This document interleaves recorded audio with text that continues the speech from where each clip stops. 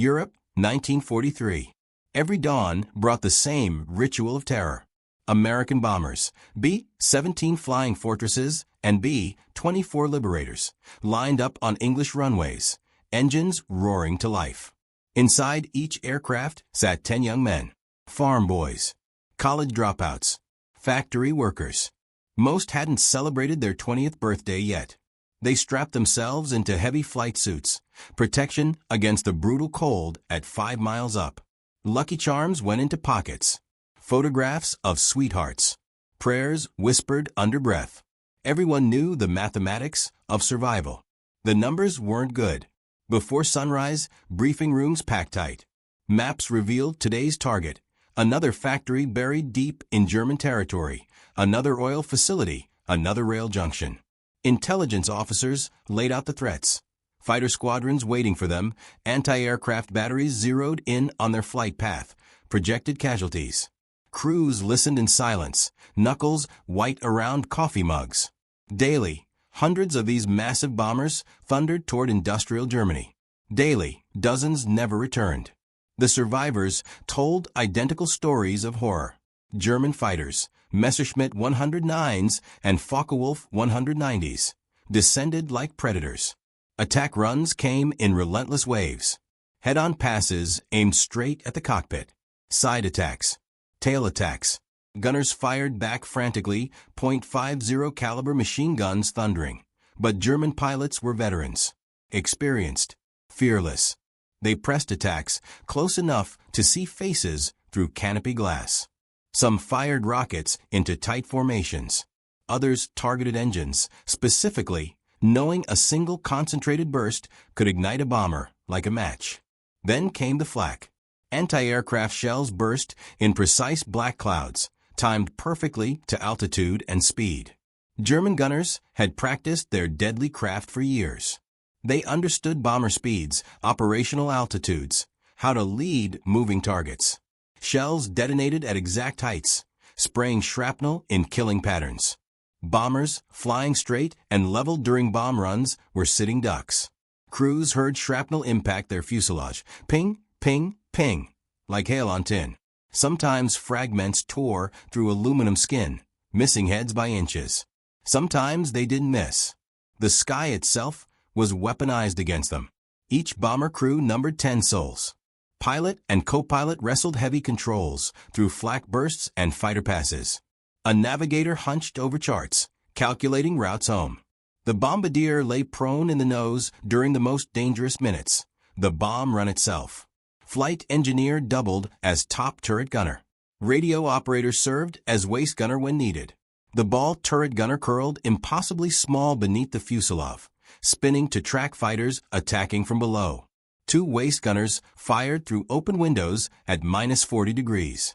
The tail gunner sat alone at the rear, most dangerous position of all, watching for attacks from behind. 10 men. They trained together, fought together, trusted each other completely, died together. When bombers went down, they usually took entire crews. Some managed to bail out before explosion or breakup. Lucky ones became POWs. Unlucky ones were shot descending or executed by enraged civilians. Most never escaped the aircraft. The losses defied comprehension.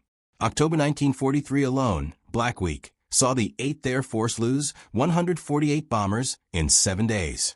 Bremen, Anklam, Marienburg, Munster.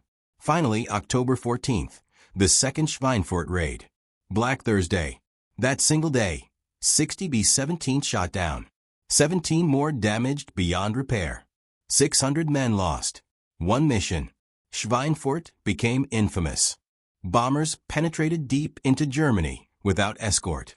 P-47s and P-38s lacked range for the full journey.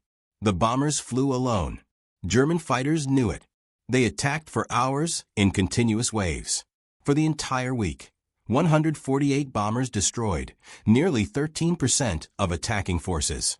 1,500 airmen killed, wounded, missing, or captured. 1,500 telegrams. We regret to inform you. 1,500 empty chairs at dinner tables. 1,500 young men who'd never see 25. This was just 1 week. Average bomber crew life expectancy, 11 missions.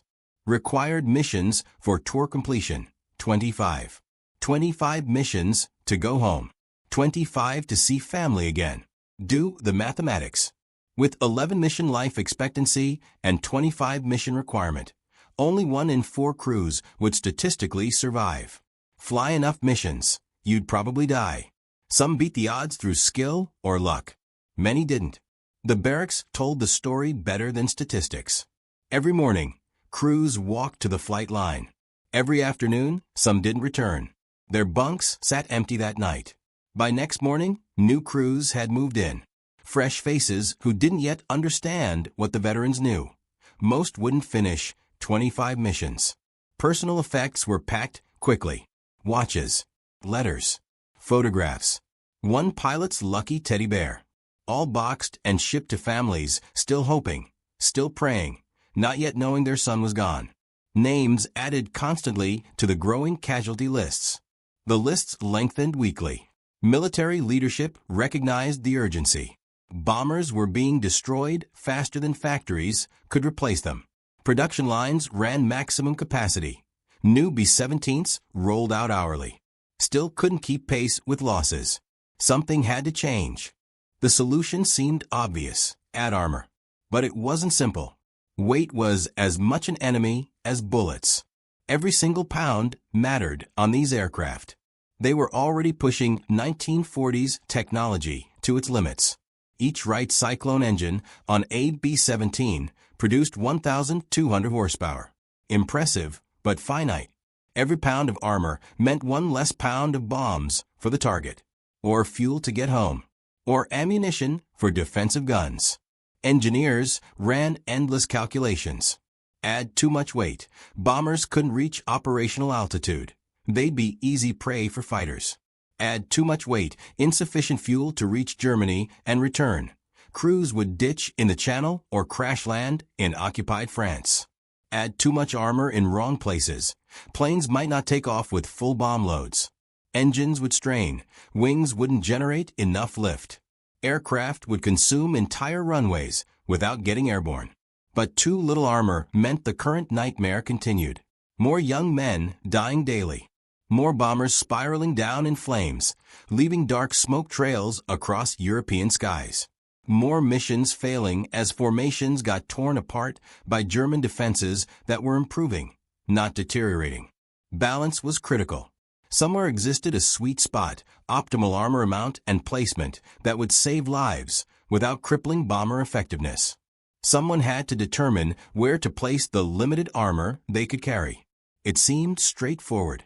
Study where planes were getting hit. Armor those areas. Protect vulnerable spots. Or so they thought.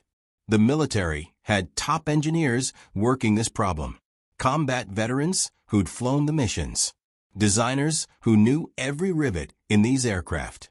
They all reached identical conclusions. It was obvious where armor should go. Meanwhile, at Columbia University in Manhattan, blocks from where the city pulsed with wartime urgency, a secret group of mathematicians and statisticians fought the war with equations instead of bullets. They called the Statistical Research Group the SRG. These weren't ordinary academics. This was arguably the most brilliant mathematical minds ever assembled in one place. 18 researchers, each a specialist. Each brought essential skills. The atmosphere differed completely from peacetime academia. Urgency permeated everything. Every solved problem could save lives. Every delay meant more deaths. Brilliant minds challenged each other daily across tables covered with data. Chalkboards filled with equations that looked like abstract art to outsiders, but were war tools to these men. Arguments erupted over statistical methods, not with personal animosity, but with passion born from understanding the stakes. Coffee flowed endlessly. Researchers worked late into night, sometimes sleeping in offices. This wasn't the ivory tower of peacetime academia where problems could wait for next year's publication. This was war work, urgent, vital, classified. Papers stamped secret before being locked in safes. Visitors needed security clearance. Work couldn't leave the building. future Nobel laureates, worked alongside the founders of modern statistics. Names like Milton Friedman, who joined as associate director in 1943 and would later revolutionize economic theory.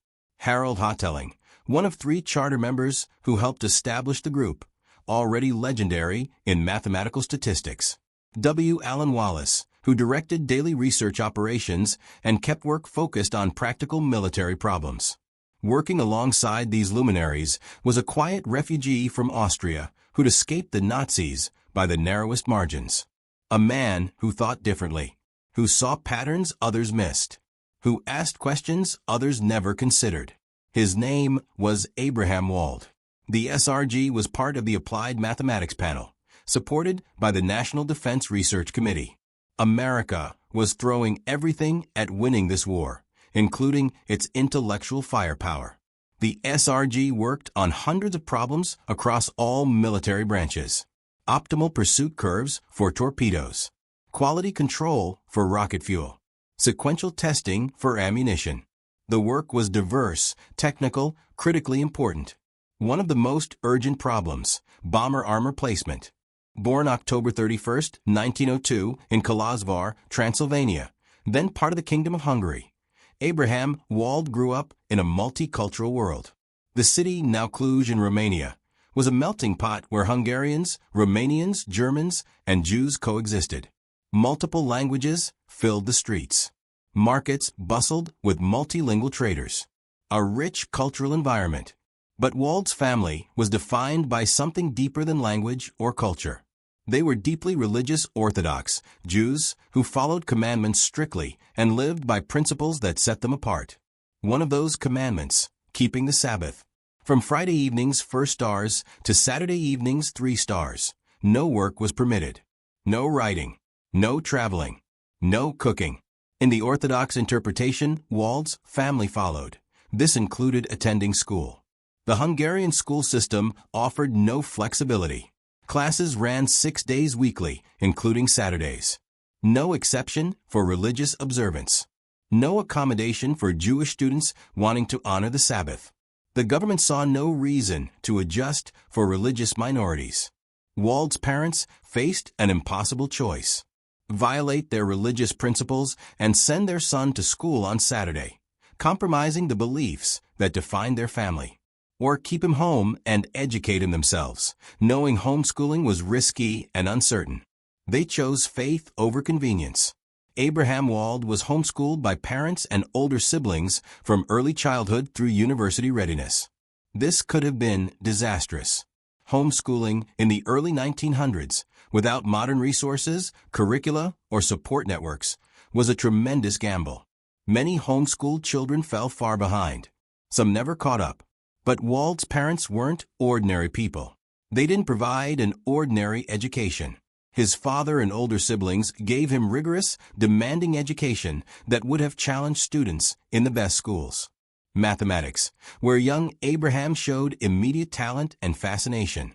Sciences taught with whatever books and equipment they could obtain. Languages essential in their multilingual city. Philosophy and logic training his mind to think clearly and argue precisely. Religious studies maintaining their traditions. The education was intense, focused, tailored to one brilliant student who absorbed everything they taught. By university readiness, Wald hadn't just kept pace with formally schooled students. He'd surpassed them. He'd mastered material most students struggled with. More importantly, he'd learned to learn independently, to solve problems without teachers guiding every step, to think for himself. These skills would prove more valuable than any conventional schooling could have provided.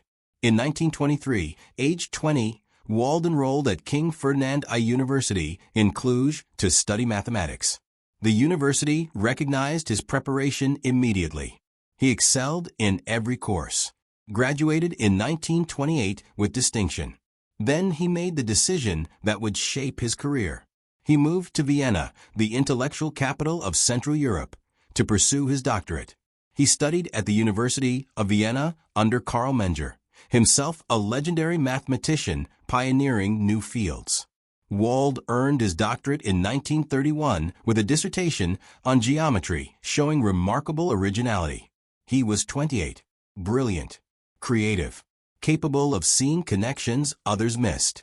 Any European university would have been fortunate to have him on faculty. He should have had offers from multiple institutions competing for his talents. But this was Vienna in the 1930s. This was Europe sliding toward catastrophe. Anti-Semitism was rising across the continent like a dark tide. Jewish scholars, regardless of talent or accomplishment, faced systematic barriers to academic positions. Universities had quotas limiting Jewish faculty. Departments openly refused to hire Jews. The old academic establishment saw Jews as outsiders, as threats, as unworthy regardless of abilities. Abraham Wald, despite his doctorate, despite his brilliance, despite his promise, couldn't get a university appointment. He applied, rejected, applied again, rejected again.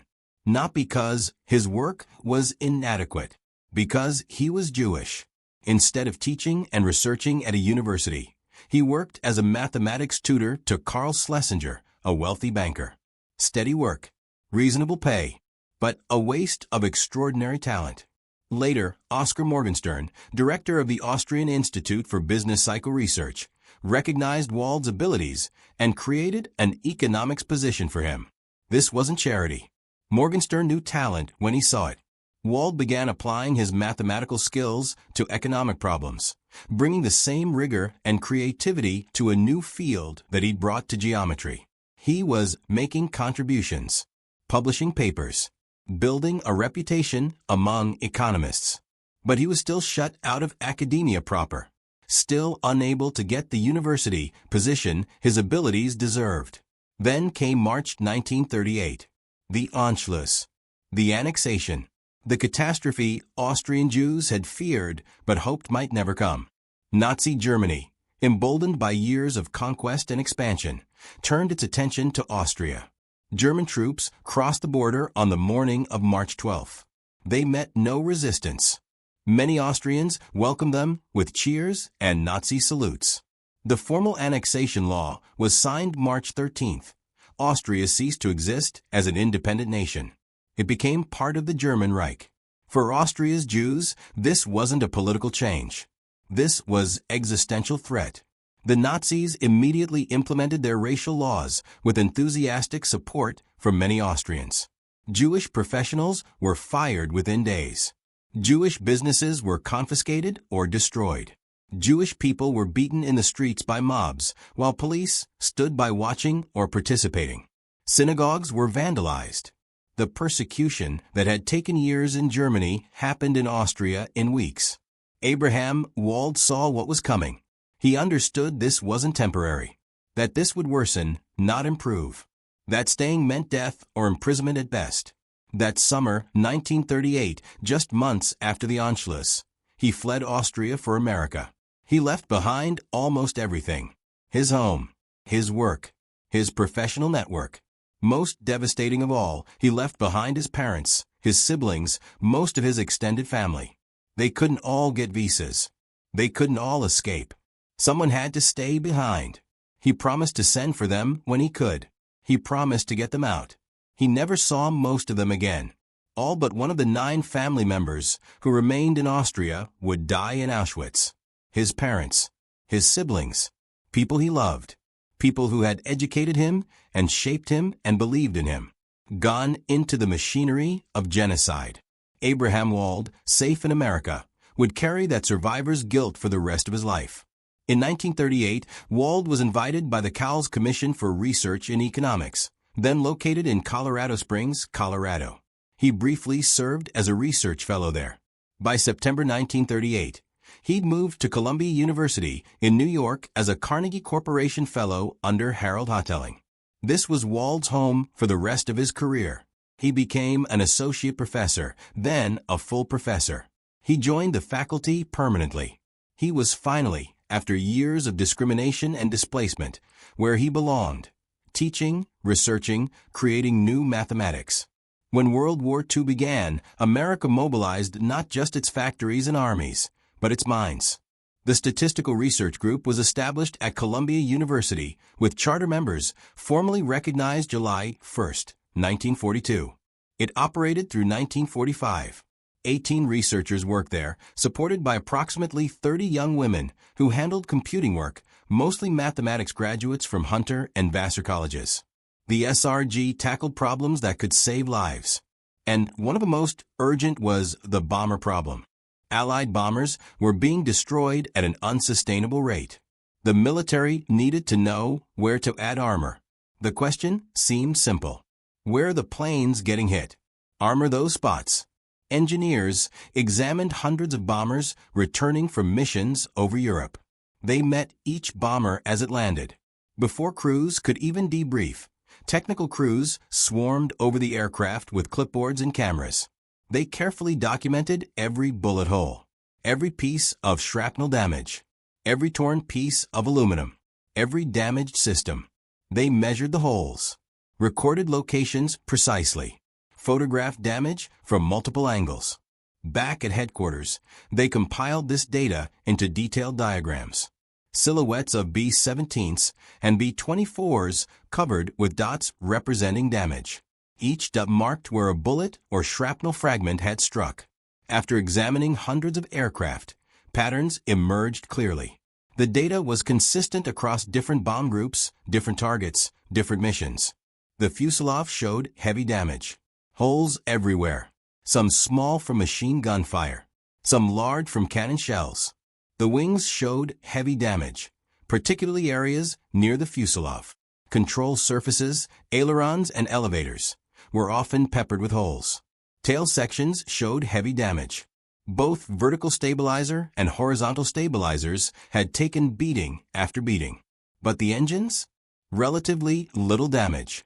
There were some hits, but far fewer than the fuselage or wings. The data was clear on this point. The cockpit? Not much damage either. Some hits, but nothing like what the fuselage sustained. The fuel systems? Surprisingly clean. Fuel tanks showed less damage than expected.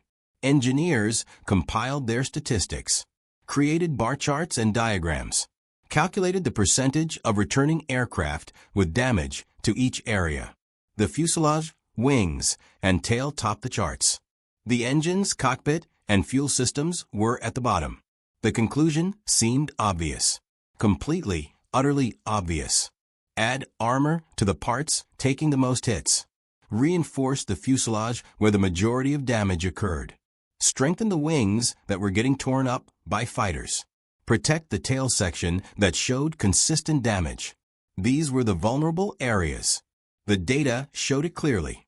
Any engineer looking at the numbers would reach the same conclusion. The proposal went to the Statistical Research Group for analysis. This was standard procedure. Let the statisticians verify the numbers, confirm the conclusion, then implement the solution. It should have been routine. A few days of number crunching, then approval, then production. But Abraham Wald looked at the data and saw something no one else saw. He sat in a room with engineers and military officers and other statisticians from the SRG. They spread the diagrams across the table. Silhouettes of bombers covered with dots marking damage. Everyone in the room was looking at the same data.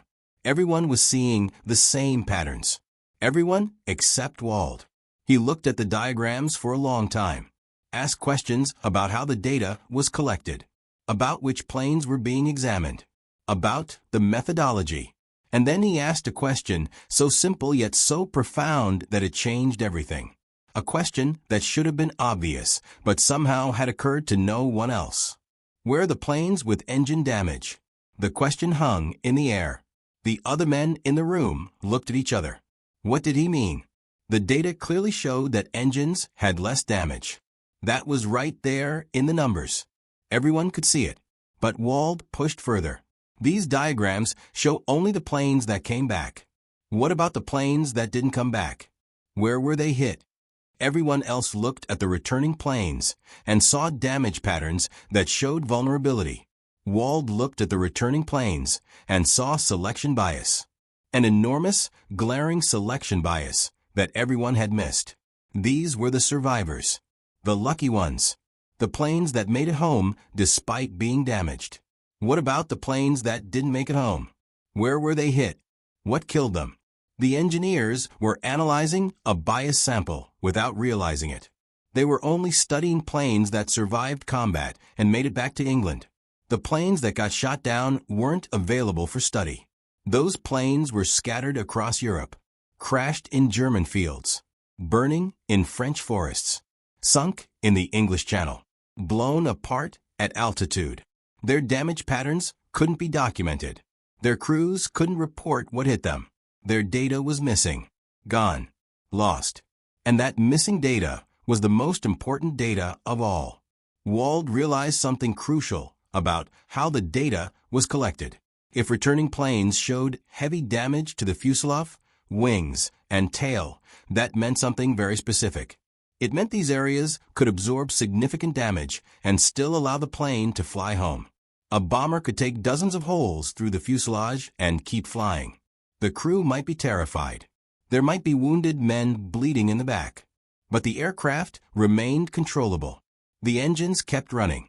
The pilots could still fly it. Holes in the wings? Serious, but not always fatal. The wings on AB-17 were massive structures with multiple spars and ribs. You could punch a lot of holes through them before the wing failed structurally. The planes were survivable with hits to those areas. That was what the data was actually telling them. Not that these areas were vulnerable and needed protection, but that these areas could take damage without bringing the plane down. But the engines showed little damage on returning planes. Why? Not because the engines were less likely to be hit. Wald assumed, on good evidence confirmed by combat analysis, that German fighters and flak aimed at the entire aircraft.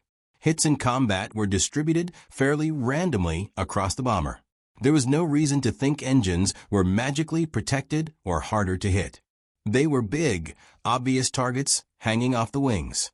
Fighters specifically aimed for them. Flak exploded near them. So why did returning planes show so little engine damage? The answer was chilling. The engines showed little damage on returning planes because planes hit in the engines didn't return. They went down. A hit to an engine could start a fire that couldn't be extinguished. High-octane aviation fuel-fed the flames. The fire spread. The engine broke apart, pieces flying off, maybe damaging the wing or starting more fires. Or the hit destroyed the engine outright, stopping it instantly. With one engine gone, the pilot could maybe limp home if they were close. With two engines gone on the same wing, the plane became uncontrollable. It rolled over and dove into the ground. The same logic applied to the cockpit. Few returning planes showed damage to the cockpit area. Not because it was a small or protected target. The cockpit was right up front where fighters loved to make head-on attacks. The entire nose of the bomber was glazed with clear panels. Fighters could see the pilots sitting there. They aimed for them specifically, trying to kill the crew that controlled the aircraft.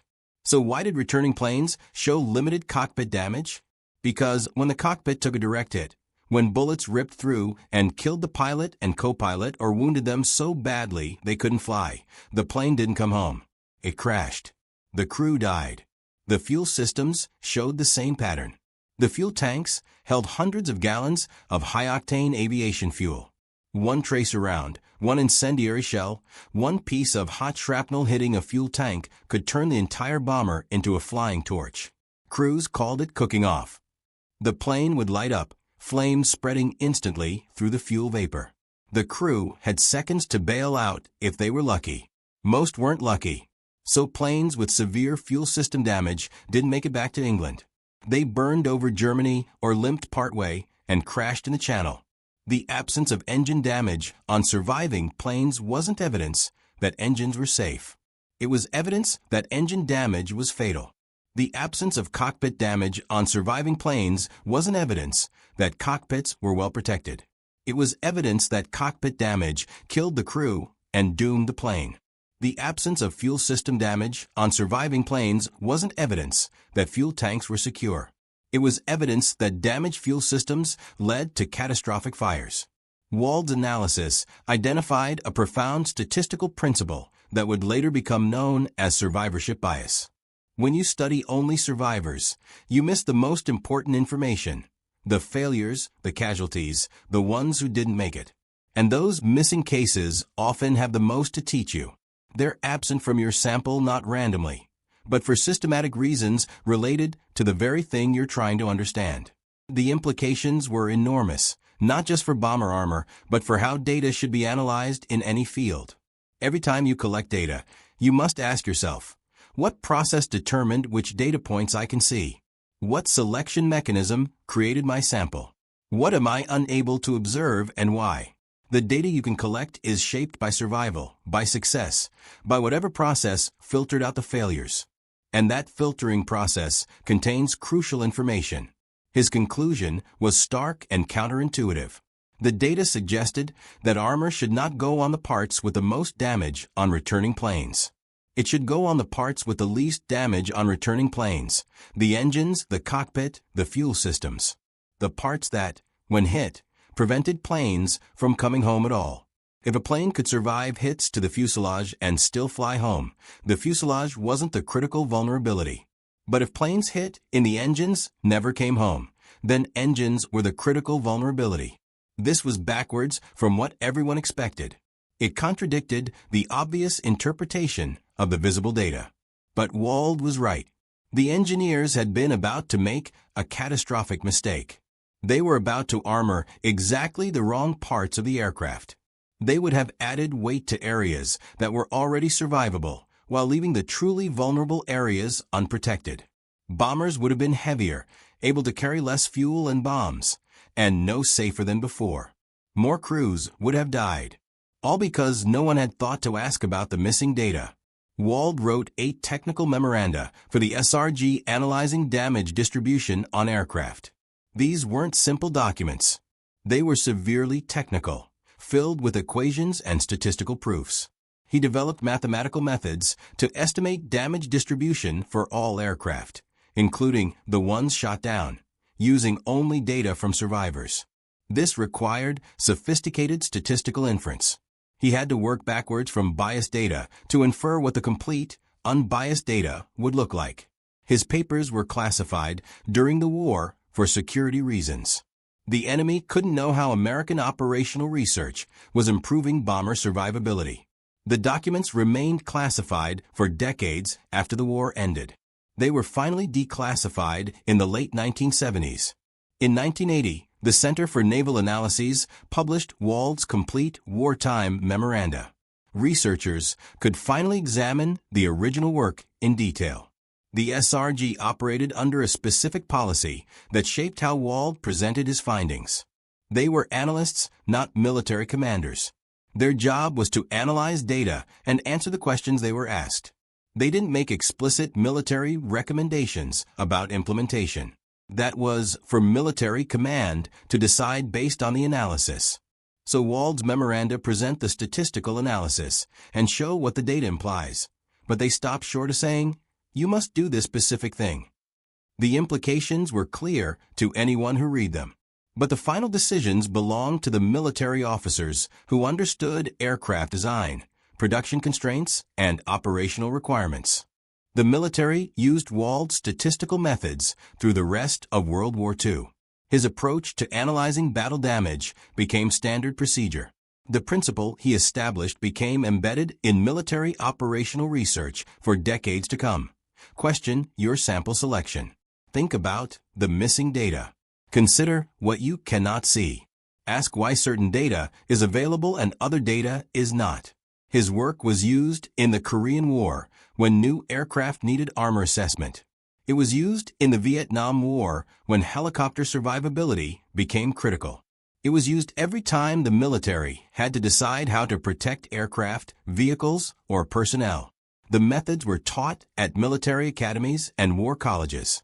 Officers learned to think like Wald, to see not just the data in front of them, but the invisible data hidden by survivorship. But Wald's contribution went far beyond bomber armor. He had identified one of the most important concepts in statistics and critical thinking: survivorship bias. The systematic error that occurs when you study only successes, only survivors, only winners. and forget that the failures have information too. Perhaps the most important information. This insight applies far beyond military operations. In business, we study successful companies and read case studies about winning strategies. But we rarely examine the thousands of companies that tried identical strategies and failed. They went bankrupt. They closed. They're not here to tell their stories. We see only the survivors and draw conclusions from incomplete data. In medicine, clinical studies that only examine patients who survived to reach the hospital miss the most severe cases. The patients who died before arrival aren't in the data.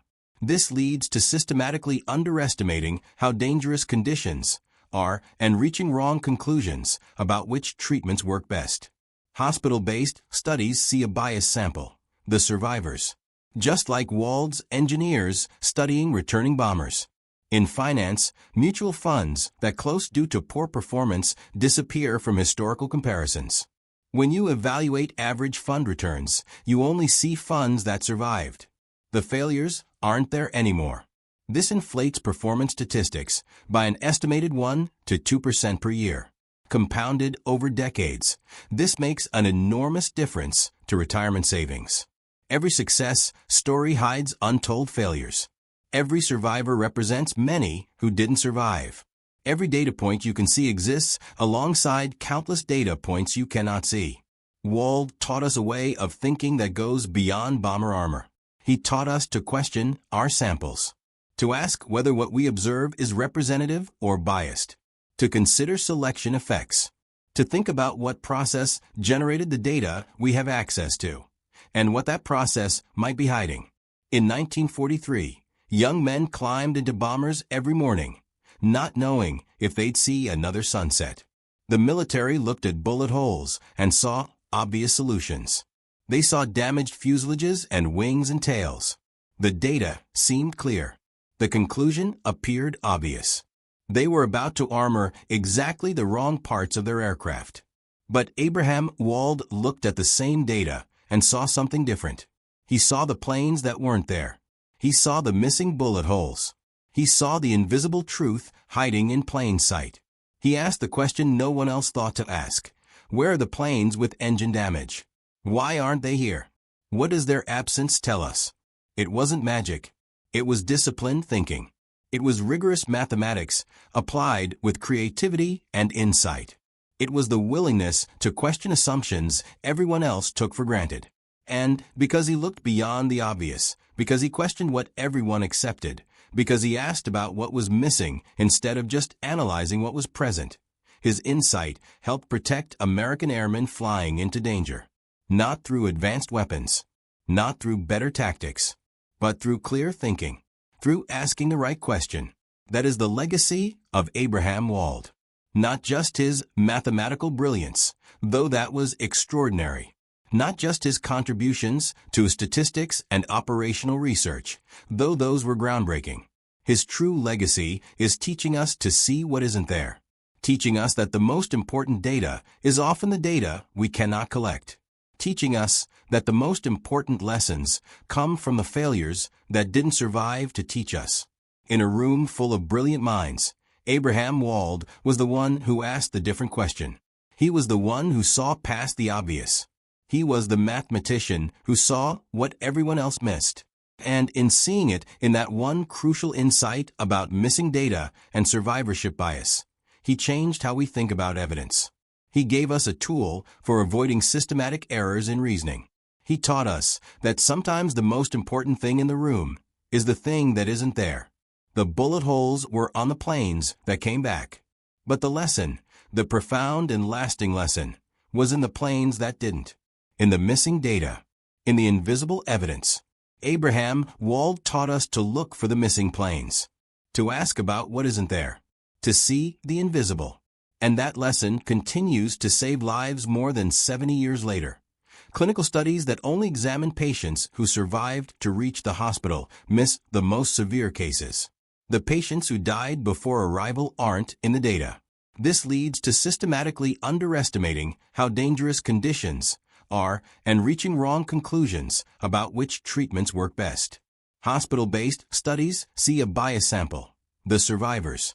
Just like Wald's engineers studying returning bombers. In finance, mutual funds that close due to poor performance disappear from historical comparisons. When you evaluate average fund returns, you only see funds that survived. The failures aren't there anymore. This inflates performance statistics by an estimated 1 to 2% per year. Compounded over decades, this makes an enormous difference to retirement savings. Every success story hides untold failures. Every survivor represents many who didn't survive. Every data point you can see exists alongside countless data points you cannot see. Wald taught us a way of thinking that goes beyond bomber armor. He taught us to question our samples, to ask whether what we observe is representative or biased, to consider selection effects, to think about what process generated the data we have access to, and what that process might be hiding. In 1943, young men climbed into bombers every morning, not knowing if they'd see another sunset. The military looked at bullet holes and saw obvious solutions. They saw damaged fuselages and wings and tails. The data seemed clear. The conclusion appeared obvious. They were about to armor exactly the wrong parts of their aircraft. But Abraham Wald looked at the same data and saw something different. He saw the planes that weren't there. He saw the missing bullet holes. He saw the invisible truth hiding in plain sight. He asked the question no one else thought to ask. Where are the planes with engine damage? Why aren't they here? What does their absence tell us? It wasn't magic. It was disciplined thinking. It was rigorous mathematics applied with creativity and insight. It was the willingness to question assumptions everyone else took for granted.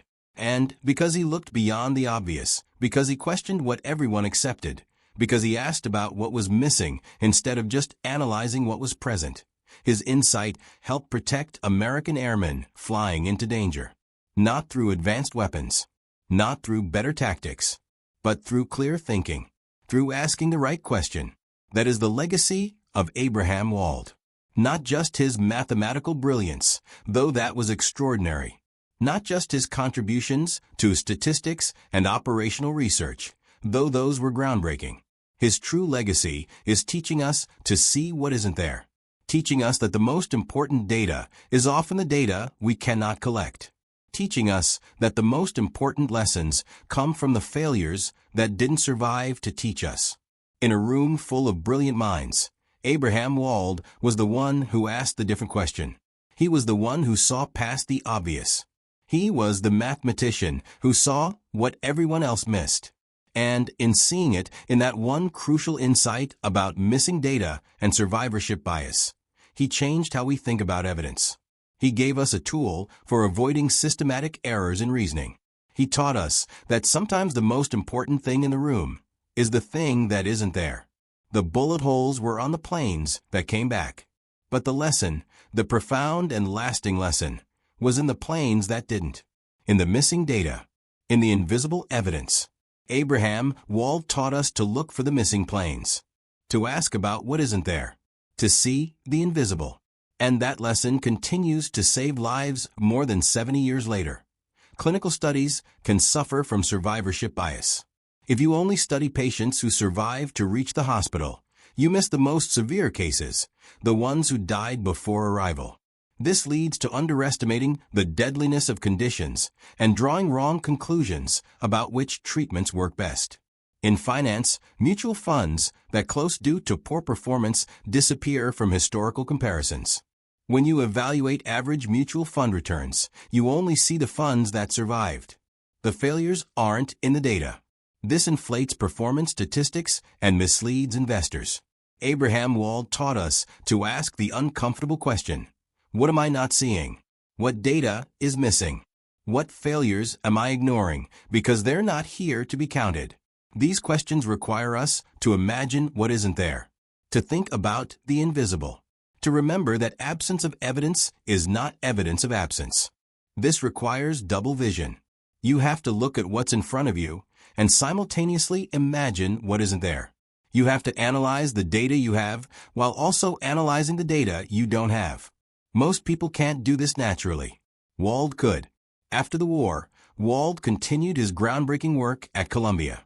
He was now recognized as one of the leading statisticians in America. His wartime work had proven the power of mathematical thinking applied to real problems. In 1947, he published a book that would transform statistics, Sequential Analysis. This work grew directly from his wartime research. The methodology was initially classified because of its military applications. But after the war ended, Wald refined and expanded his ideas into a complete theoretical framework. The book, published by John Wiley & Sons in New York and Chapman & Hall in London, revolutionized how scientists and engineers design experiments and make decisions. Traditional statistical methods required you to decide your sample size in advance. You would test exactly 100 subjects or measure exactly 1,000 parts, then analyze all the results at once. This approach wasted resources. Sometimes you could reach a confident conclusion with far less data, but the traditional methods forced you to collect the entire predetermined sample anyway. Wald showed how you could make reliable decisions with less data by analyzing results as they came in.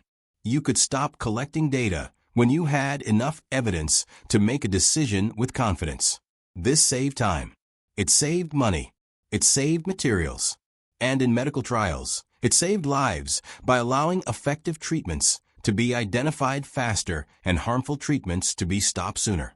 The methodology he developed became standard across countless fields: medical trials, testing new drugs, quality control in manufacturing, industrial testing of materials. Anywhere decisions must be made with uncertain information and the cost of data collection matters. Wald's sequential analysis changed how the work was done. By 1950, Abraham Wald had become one of the most respected statisticians in the world. He had transformed multiple fields. He had trained a generation of students who would carry his methods forward. He had proven that pure mathematical thinking could solve real-world problems and save lives. That year, the Indian government invited him to lecture on statistics. Wald was scheduled to address the Indian Science Congress in Bangalore and visit the Indian Statistical Institute in Kolkata. He arrived in India in November 1950 with his wife, Lucille. Their 2 children, Betty and Robert, remained home in the United States. The trip was scheduled for a few months. Wald expected to return to Columbia in mid-February. December 13, 1950. Wald and his wife boarded an Air India flight, a Douglas C-47, registration VTCFK. The plane was flying from Bombay to Trivandrum with a stop in Madras. A scheduled commercial flight. Routine and safe. But something went wrong over southern India near the town of Kotagiri in the Nilgiri Mountains. The plane flew into the side of a mountain. Navigation error. The pilots didn't see the terrain until too late. The aircraft crashed in a rocky valley below Rangaswamy Peak, approximately 8 miles from Kotagiri at 6,000 feet elevation. All 21 people aboard died instantly. 17 passengers for crew. The wreckage wasn't found for a week. The terrain was so difficult that bodies couldn't be removed. They were laid to rest at the crash site. Abraham Wald was 48 years old. The loss was devastating to the mathematical community. Obituaries appeared in leading journals worldwide. His colleague Oscar Morgenstern wrote a tribute in Econometrica. The Indian Statistical Institute held a memorial service. Columbia University mourned one of its brightest minds. His legacy, though, would prove immortal. His papers from World War II continued to influence military strategy for decades. Every time the military had to make decisions about armoring vehicles or aircraft, they consulted Wald's work. His methods were taught at military academies and war colleges. His concept of survivorship bias became one of the most important ideas in statistics, decision theory, and critical thinking. It's now a standard topic in statistics education, business schools, medical training, and social sciences. Everywhere people need to understand how bias samples can lead them astray. Today, more than 70 years after Wald did his analysis, survivorship bias affects how we understand success and failure across countless domains. When we study winners, we must remember the losers who aren't there to study. When we analyze survivors, we must think about those who didn't survive. When we see data, we must ask what data is missing. In business, survivorship bias creates a completely false picture of what strategies work. We study successful companies and read case studies about their brilliant decisions. We learn from CEOs who took bold risks and won big. But for every CEO whose risk-taking led to billions, there were dozens whose identical risk-taking led to bankruptcy. Those failed CEOs don't write memoirs. They don't give speeches. Their companies are gone. They're the missing planes. And because we only study the survivors, we conclude that their strategies must work, never realizing that survivorship bias is hiding all the failures.